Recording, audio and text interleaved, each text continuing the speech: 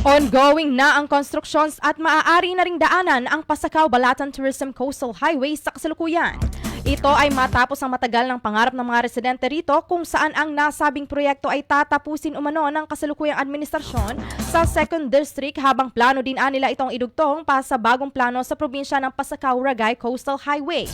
Ani ng ilang mga residente rito, ang pagpapatayo ng mga bagong highway ang magbibigay daan umano sa mas maganda at mas madaling access sa kanilang pagpunta sa kasentrohan ng kanilang lugar. Kaugnay nito, ang nasambit na mga proyekto ay hindi lamang inaasahan ng lokal na pamahalang gobyerno na magpapaganda sa coastal view ng nasabing lugar at maipromote ang mas madaling transportasyon, kundi pati na rin ang pagtaguyod ng turismo at economic opportunities sa mga barangay sa coastal area, lalo na ang mga geographically isolated. Umaasa naman ang mga residente ng Pasakaw, Camarines Sur na magtutuloy-tuloy ang mga proyekto para sa kanilang lugar.